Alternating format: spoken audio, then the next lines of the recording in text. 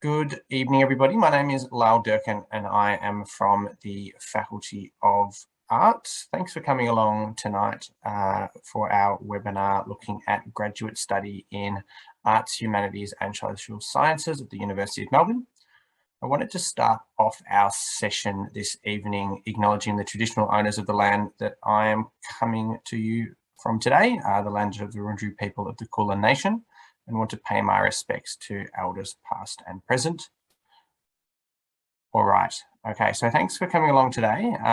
Before we get started, what I will just highlight to you all is, so this session I'm going to be giving a bit of an overview of all of the graduate programs that are offered in the Faculty of Arts. If you have any questions throughout the session, or if maybe I'm doing quite a brief overview to fit them all in. So if there's something that I've not covered in the presentation and you wanted a little bit more detail about a particular course, I'm happy to answer as many of those questions as I can live. So please feel free to use the Q&A function through Zoom that you should be able to see at the bottom of your screen, and just pop in a question there. I've got a wonderful team of Q&A responders in the back end that will be helping me out to answer as many of those questions as possible, and I'll also answer as many live as I can. All right, without further ado, let's get started. So what I like to start off with when we are looking at studying arts and humanities and social sciences at the University of Melbourne is just to give you all a bit of an idea of where you would be studying. So for anybody that hasn't had a chance to come on to the Melbourne University campus, you can see a rough outline of the campus just there in red. And so it's actually quite a large campus. There's quite a few buildings in the southern end that you wouldn't think are actually part of Melbourne Uni, but the campus has sort of grown over time, and it now really extends right down towards the CBD of Melbourne. But where you'll have most of your classes, I've just highlighted here with our two speech bubbles, those classes will be in Arts West and Old Arts primarily. And so these are right in the heart of campus. If you've ever seen those iconic photos of the clock tower, any of that sort of Harry Potter looking old quad area, this is where Old Arts is. So really in the heart of the university there. And then we've also got Arts West there as well. It's one of our newer buildings as well. So it's really, really nice place to learn and study as well. And I'll just draw your attention to, I guess, a few sort of handy things to have around campus as well.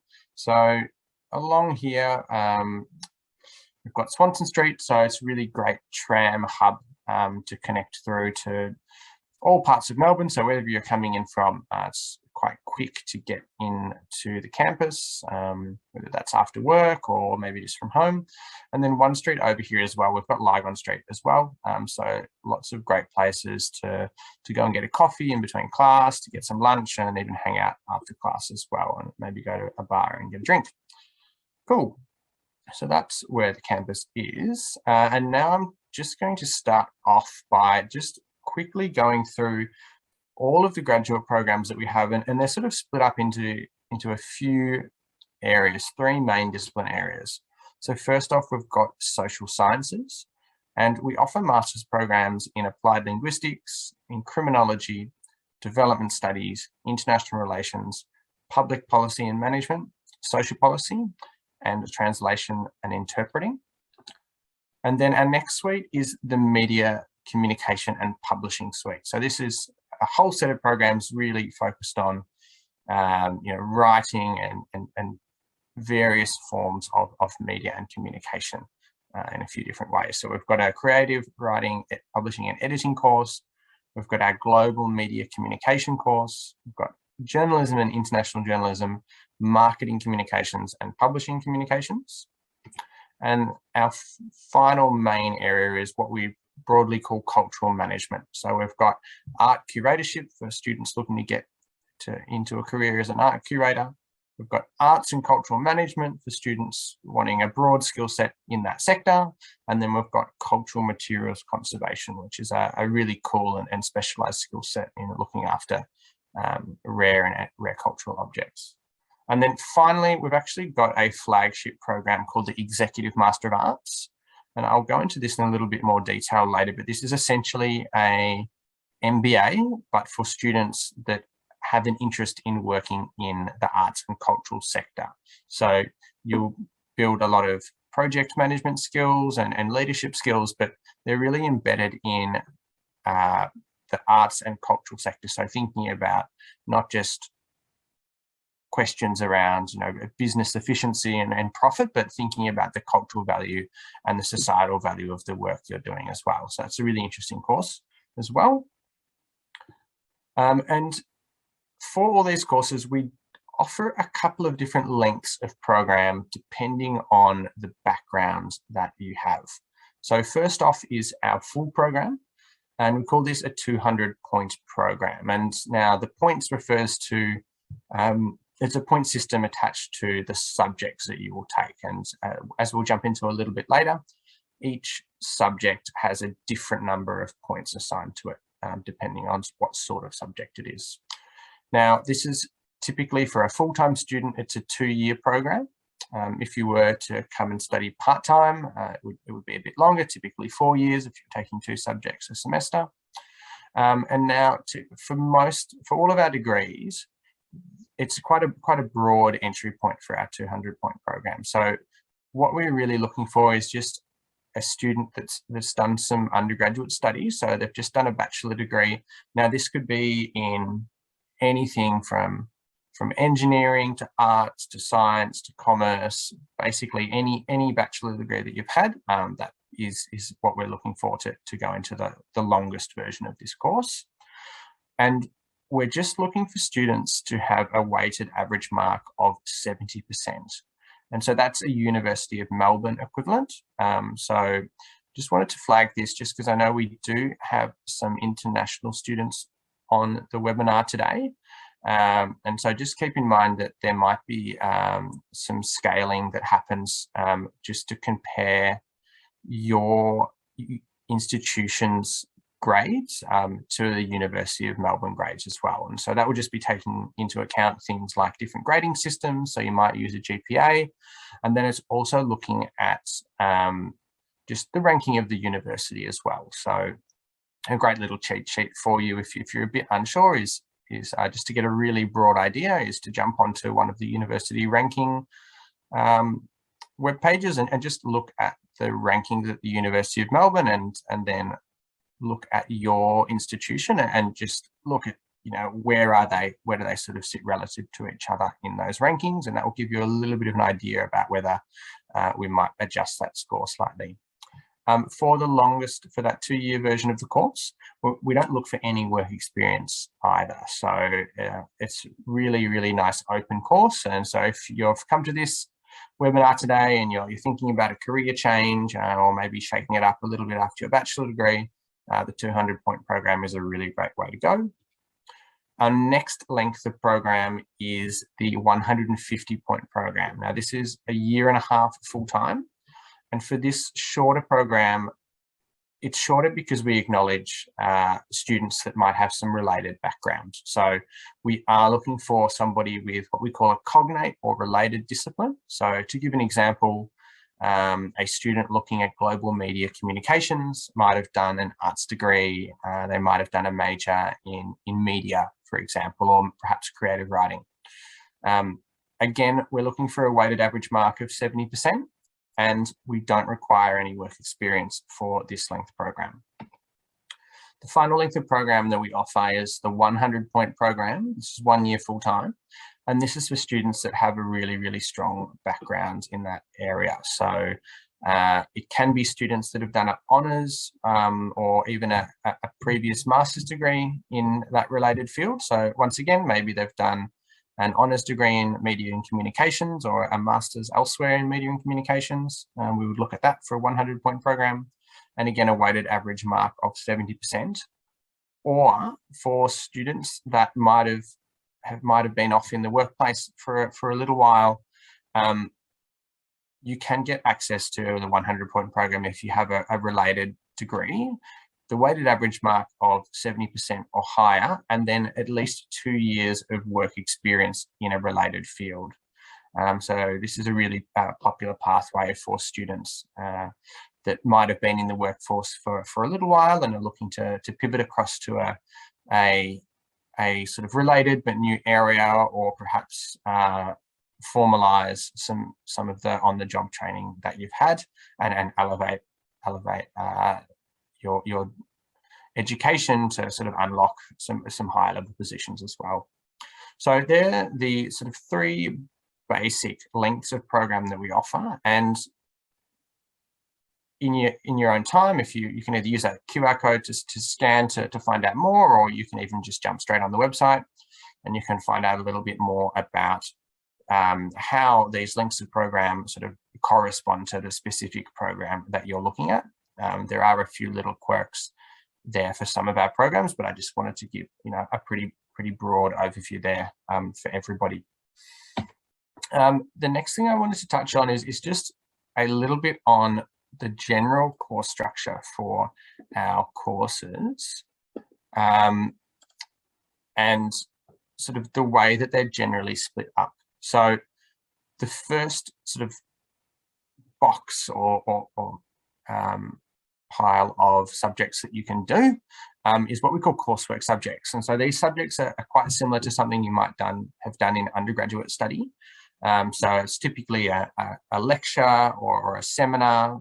So that's sort of an academic, outlining a topic and discussing, those relevant debates in that area and the key skills that you might be working on. And then you'll have a tutorial, so a smaller group session where you'll be discussing those ideas. You might be working on some tasks together, maybe even on some group work as well. And these are pretty that typical university subject. It's usually about 4 or 5 contact hours per week. And then within those coursework subjects, there's a few different varieties, and I'd really encourage you to jump on the website as well and have a look at what sorts of subjects are available for the course you're interested in. But the main types are compulsory subjects. So these are subjects that have to be taken. They're the real cornerstones of the degree. Then you've got what we call core subjects. So these ones, there's a selection to choose from, and they're all subjects that are from that really key central discipline. So to give an example of, say, if you were doing a public policy and management masters, you would, these core subjects would be really focused on management and public policy and looking at those really key areas. And then the final type of subject we have is elective subjects. And these are subjects generally from other degrees within humanities and social sciences, but these are subjects from across those disciplines that students can use to complement the core skill that they've built, and also to explore some other areas that might be really helpful moving into your career. So just to give one example, a lot of students that say take a Masters of International Relations, they might do some policy or some language subjects or some translation subjects in their electives to help complement those international relations skills that they're building in their core and compulsory subjects. All right, the second and very important type of subject that we have is called a capstone subject. And so these are really, I guess, the feature piece of your degree.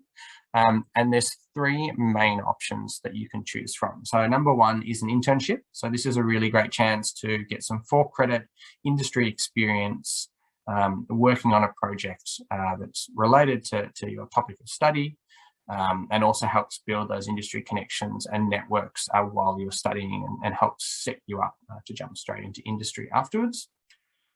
If that doesn't sound like you, you can also do a special project, or sometimes what's called a coursework only option. And this is typically a longer coursework subject where there will be a significant special project as part of that subject. So that could be something like a larger group project where you're pulling in all of that knowledge that you've built over the last year or so, and coming up with a really solid project. The third option, and this is also the gateway to a PhD, is to do a minor thesis. And so this will be a independent research project where you'll produce a 10 to 15,000 word paper on a topic of your choosing, and you'll be working with a supervisor as well, so an academic from the faculty that's an expert in that field. So that's another really exciting option that students can have as well. And as I said, if you are thinking about a PhD, the minor thesis is definitely the one to go for. All right. So I guess I've talked about some of the key differences in these two styles of subject, but I just would highlight a few more things. So there's coursework subjects, as I said, very similar to your undergraduate subjects, and they are a bit shorter in length as far as credit points, which I spoke about earlier. So you will take quite a few of these through your degree. So there is really a good opportunity to sort of customize those based on your particular goals as you come into the degree, and also change them a little bit as you go through the degree and learn and your interests evolve over time. On the other hand, that capstone subject, as I said, it's a larger, more significant project, and it will take up more time in your course plan. And typically students they only do one, and they take it in their second year of their degree. And as I said, because you're focusing on an internship or a special project or one topic in your minor thesis, it is really more specialized and a chance to show off all the skills that you've built up throughout the first year and a bit of your degree. Often with students, they want to know what this might look like in a study plan. So I've just put together just a really brief sort of flow chart of what a degree might look like. And you can see in the first 2 years, it is those coursework subjects. So where you're building up those core and compulsory subjects and those electives to really build up a really good knowledge base. And then in your second year, and in this example, I've got semester 3, students will do some coursework subjects, and then they will choose that capstone. So is it the internship, is it a special project, or will they begin their minor thesis? So there are those options there for students to choose from.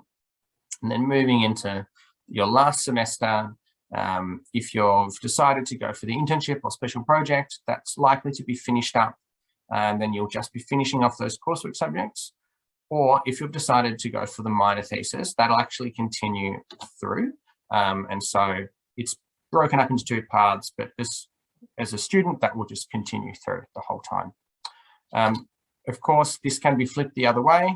Some students decide to hold off their internship or special project till their last semester. But again, if students are looking to do the minor thesis, that will go through the whole course as well.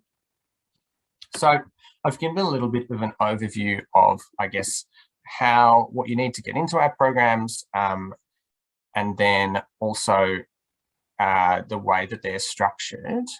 And now I'm going to go through, I guess, some of those popular programs that I know students are interested in. And then also I can see just in the chat here, and I just flag it now, there's a few questions here just about the Master of Arts thesis only. So I will answer those just towards the end as well. Excellent. So the first one I wanted to touch on, and hopefully do some good compare and contrast for you, is the Master of Marketing Communications. So this is a course that we developed in collaboration with industry, asking sort of public relations, advertising, strategic communications practitioners about what skills they want in students that are coming into industry after graduation. So we developed this program. It's co-taught with the School of Business, and it's really focused around building those key sort of creative and conceptual sort of marketing and social science skills to be a really creative marketing practitioner, and then contrasting those with some really strong business and management skills, so that you have the skills to undertake this creative work, whether it's in marketing or advertising or PR, and then be able to analyze those skills on the back end to see whether they've been effective, and how to iterate that process as you go through. So this is the sort of skills that we know industry are really looking for. and so this degree is really set up for students wanting to move in that direction. As I mentioned before, and as you can see in the blue box there are some capstone options here. The two main options in this course are the internship or the minor thesis research option.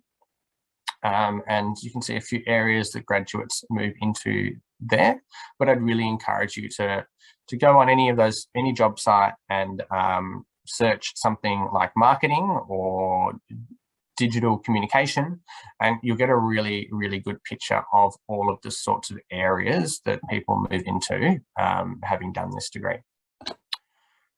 Next one I wanted to look at is the Master of International Journalism. And I will also talk about the Master of Journalism as well while I'm here. The Master of International Journalism is for students that are looking to practice journalism in an international context. So this is one that's particularly popular with international students. And in this course, you'll build up really strong news gathering, news writing, video, audio, digital, and social media skills, so that you can really move into any facet of journalism. So it could be podcasting, could be radio, could be TV, could be written text, could be a hybrid combination of both, which is increasingly popular.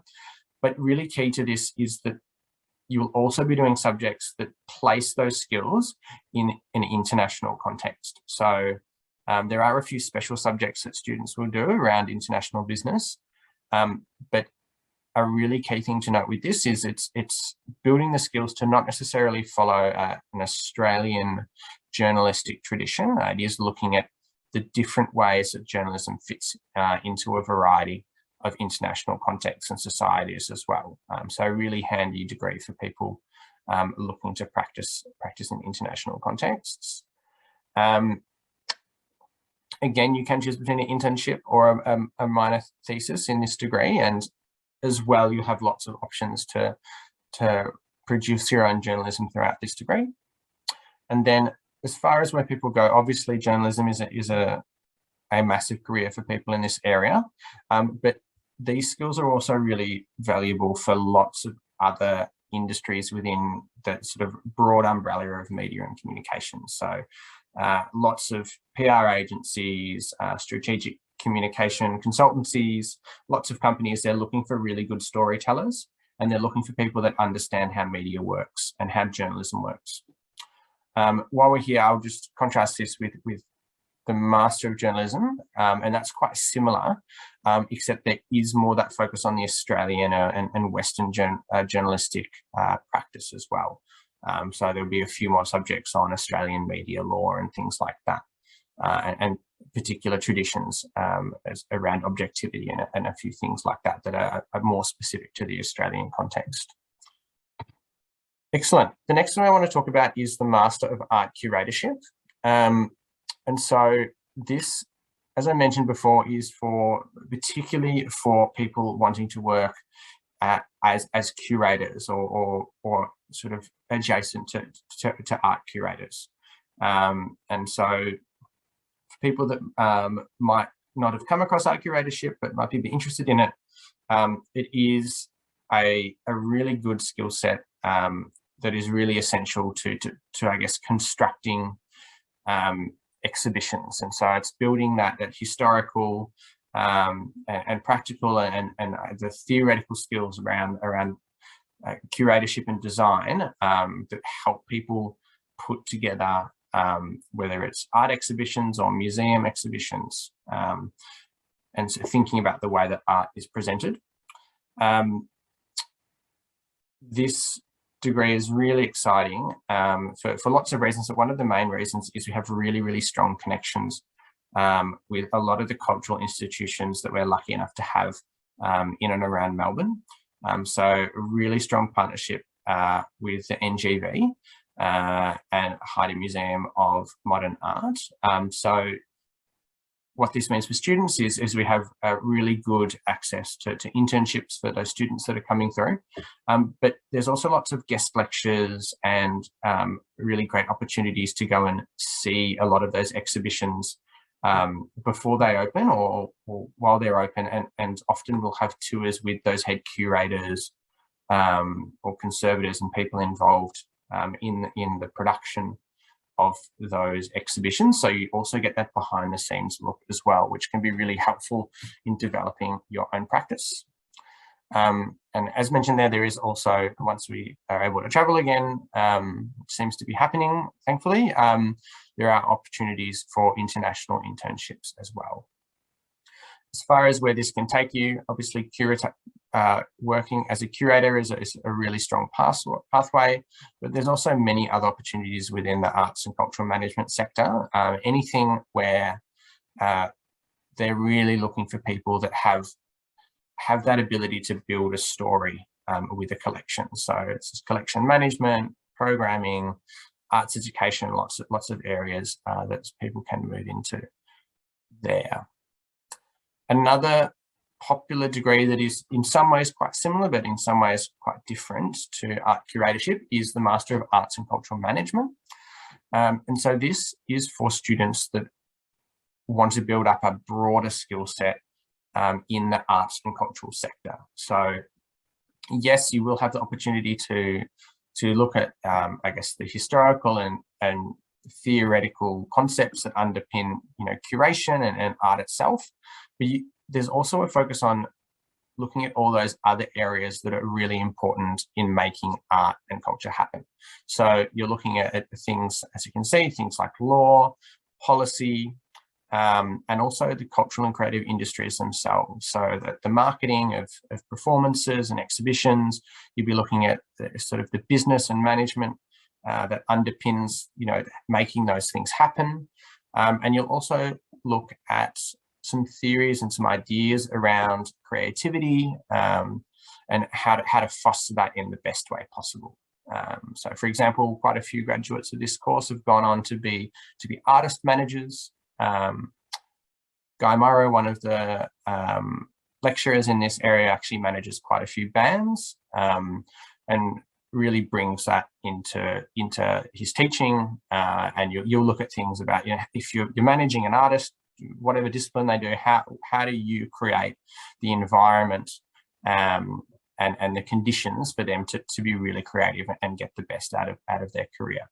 So really, really broad degree with lots of directions that you could move into afterwards.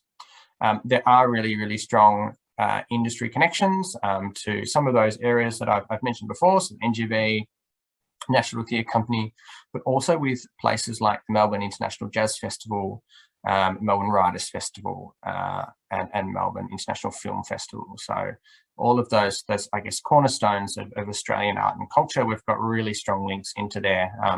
So if you're considering an internship, once again, there's lots of guest lectures coming from those areas. And then, of course, if you're not thinking about internship, there is that minor thesis option, a research project where you will get to work with some of the really great academics that teach and practice in this area. As far as where it can take you, I think I've gone over quite a few areas there, but there really are lots of great opportunities across our whole cultural sector, and then also as well, really great to highlight, in the not-for-profit and government sectors too. So those more administrative sides of arts and cultural management, they might be looking after funding, they might be helping to develop new arts precincts, all of those sorts of things. This is a really, really great degree to get into those areas. All right, moving on. We have the Master of Applied Linguistics. So this is a course for people that are interested in language and language learning. And the focus of this degree is really about language in context. So it's not, for example, just a study of the English language. It's a study of how do people speak English in different contexts. For example, the difference between English and how it's spoken and absorbed in the United States versus in Australia. And also, how do people from different backgrounds with different mother tongues, how do they learn and understand language differently? In this degree, there's a few specializations that you can choose from depending on your interest. So there's teaching English to speakers of other languages. So as I mentioned, how do you learn English differently depending whether you're, for example, a native Mandarin speaker or Spanish speaker or wherever. And this is a really popular pathway for students that want to go on to be language teachers. It's a really popular pathway there. The next pathway there is language testing. So I guess it's the other side of the coin. So learning the skills to develop tests like IELTS or TESOL or Pearson's, building these tests that can effectively test, is someone a competent speaker of a language, and be able to sort of put that, you give that a rating and sort of be able to quantify what level that person is speaking at. And then finally, there is another specialization in English language as well. And that's where they're really drilling down on English language learning and acquisition, and a bit more focused on, I guess, the linguistic side of that, as opposed to the sort of placing it in the context of other speakers. Great. For this degree, there is not an internship option, so that's something to note. But there is a really, really good coursework program there, and there's also a minor thesis option, and a lot of students will go for this minor thesis option. Some examples of projects that people might do is they might come up with their own language test, or design a research project where they're working with people learning English and comparing and contrasting techniques for people learning that language. Where do people go? They go into language teaching, they go into language assessment, or program evaluation. So they're building those tests, they're assessing language tests, or they're teaching language. Or the third option that isn't on there is you might, we've had a few alumni that have actually moved into the tech industry and have helped develop language learning tools. So things like Duolingo. There's absolutely applied linguists working for Duolingo, developing and improving those apps as well. So really exciting space there.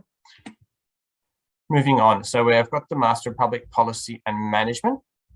So similar to the Master of Marketing Communications, this degree brings together those social science skills in policy and politics and government with management skills as well. So how do you actually manage a review of policy? How do you put together a big project plan and work with all those stakeholders to come up with really good policy? So in this course, you're taught from lecturers from quite a few different fields, as you can see there. So we'll have people that work in government, we'll have experts in politics, you'll have guest lecturers from people in the public service or in parliament, and you'll also look at media and academia as well. And the idea there is to build a really strong skill set, firstly for understanding the public policy context. So public policy applies to almost everything in life, so you really need a really broad understanding. And then layered on top of that, you will learn that those hands-on skills for actually writing policy and the particular techniques and methods that people use to consult and then write really, really robust policy as well.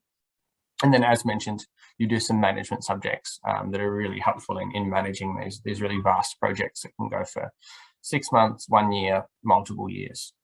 So yeah, really important, I guess, suite of skills there. For this course, there are 3 options. You can do coursework only, or for students wanting to get some industry experience, you can do an internship. We do have actually several partnerships with the state government, and actually particularly with the Victorian Auditor General's office.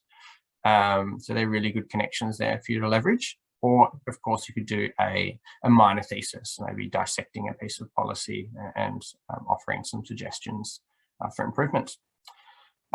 Students in this area, they really do go on to work primarily in policy roles or policy adjacent roles. So maybe something like land and environment law, or in many other sort of facets of policy there in state or federal government. And then, of course, they might work for a not-for-profit or advocacy body suggesting changes to existing policy. Great. Another really great course, and a course that often can seem a bit confusing with the Master of Social Policy, with Master of Public Policy Management, sorry, is the Master of Social Policy.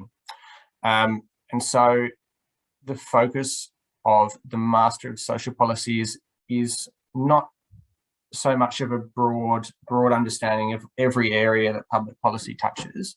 The focus really is on, I guess, equity. So it's looking at the hurdles and policy successes and, I guess, the environments within society that both enable or inhibit, I guess, access for all. So this is a really popular course for people that are interested in doing work, whether it's in disability or any sort of social sector work. And in this course, you'll build up, again, a strong understanding of all the disciplines that feed into social issues, and then also some really vigorous policy analysis skills to work out what's working, what's not working, and what do we need to do to improve these situations. And then, of course, to complement that, and this is a little bit different to the Master of Public Policy Management, you'll also learn and have a bit more of a focus on learning the skills for advocating for those changes. So, and you'll see this in where graduates go and work. So there are some people that go to work in government, but there is a really strong cohort of people in social services agencies, in research and advocacy agencies. So in order to do that work, you also need to build those skills that equip you to communicate why these changes to policy need to be made. As far as the capstone subjects, for this course, there is the internship option, minor thesis, or a project-based policy analysis. So a very specific special project there. So quite a few options for you to choose from. And then, we've got the Executive Master of Arts finally, and I won't spend too much time on this, so I do have some time for questions. The Executive Master of Arts, as I said, it's very similar to an MBA, but the focus really is on people that want to be leaders in the arts or cultural sector. So it combines arts and humanities skills, so it's often known as soft skills, but those really important skills in critical analysis, in ethical thinking, with those business management and leadership skills that people need to sort of become leaders in a field or an organization. And another really cool part about this course is that it is probably our most, I guess, choose your own adventure course that we have. So there are some really key subjects that you need to take around business management and leadership. And then we really leave it up to students to choose from a really wide range of electives and do subjects that suit the sorts of sectors that they're thinking about moving into. And really build up those strong arts and humanities skills in the areas that you might want to go and move into. So for example, it's quite popular, students might take the Executive Master of Arts and then do lots of electives in, say, media and communication, to really build up a strong understanding of media communication, but also a really good set of management skills as well. So they can move in and thrive in like a media organization. Same goes for lots of other areas within humanities and social science. For this course, again, you can do an internship, a research minor thesis, or a special project. And special projects are actually, particularly interesting in this one, so I'd encourage you to check that out. And then as far as graduate outcomes, honestly, the world is your oyster. As I said, because you've built these really core skills in leadership and management, and those underpinning arts and humanities skills, it's really up to you with what electives you do as to what sort of sectors you might move into after you graduate.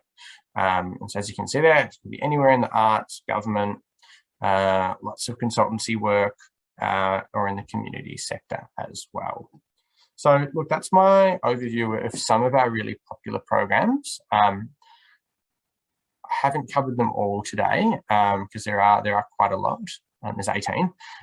So yeah, feel free to pop your question in if there was something that I've missed that you'd really love an answer to. The other thing that I would encourage you to do is just jump onto our website. I've popped another QR code in there, or you can just give it a Google and have a look through our brochures as well. And you'll get a really, really good breakdown of each one of those degrees that we have on offer. Alrighty, so I've got quite a few questions here. I'll do my best to answer them. Cool, so I've had a few questions here that I can see just around scholarship. So I'll answer all of them as one. So at the University of Melbourne, most of the scholarships are automatic consideration. So those ones are particularly focused on academic merit. So once you submit your application and we're assessing your grades, we'll also assess you for scholarships as well. So it's not an extra process you have to do, it's just automatically wound up in the application process. There are some other scholarships available, and in particular scholarships available for current students. So there are funding opportunities once you've arrived. These scholarships, they are by application. So I'd encourage you to jump on the website, scholarships.unimelb.edu.au, or you could give that a Google, and you'll see the full range of scholarships there are available. There's quite a lot to sift through. You can use some filters to find the ones that might be relevant to you. And then our next question, oh yes, so there's a good one here that we have on a student looking to do the Master of Arts. This is the one course I didn't cover, and I really wish I had now that we've had a question on it. So the courses that we looked at today are courses that are a combination of, as we said, that capstone subject, so that could be a thesis, could be an internship, and then lots of those traditional coursework subjects. There is one more degree that this student has asked about called the Master of Arts, and this is a research-only degree. So this course is basically a half-length PhD. So it's really for students that would like to focus on a particular research project, and maybe they want to graduate there, or you can actually sort of upgrade that and keep going onto a PhD if you're going well in that project. So again, you can find the entry requirements for that one online, and it is a bit more competitive, so I encourage you to have a look at that one. And there are some supervisor requirements as well, so you'll need to find a supervisor for that one. So I encourage you to explore that a little bit more online and book in a one-on-one with us if you want some more information. Excellent. Okay. We've got another question here, just asking a little bit more around internships. So asking just how do they sort of work? So there's two main options that you can sort of go for if you're thinking about taking an internship. And there's the two options are, for some students, you can do a we have several organisations that we work with. There's ones, like I mentioned, the National Gallery of Victoria. They will have a number of internship spots available essentially every semester. So you can apply through one of those priority internship pathways that we have. And you're in with quite a strong chance to get into that program due to our relationship with them. The other option is really to find an organisation that suits your goals. We're happy to support students in going out and finding an organisation that they'd like to work with. So this is actually quite common for students. And what they will do is we have quite a lot of resources helping you in developing your CV and pitching to an organisation. And then once you've been confirmed by that organisation, we will work with them to make sure that whatever project you're doing is related to your degree. So you're not going to be getting coffee and photocopying and things like that. It is really focused on something that is really relevant to your degree.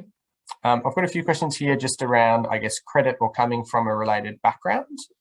And somebody's they're doing the Bachelor of Arts at the moment, and they're looking at a Master of Social Policy. So this potentially could be a situation where you might get offered the shorter program, the 1.5 year program.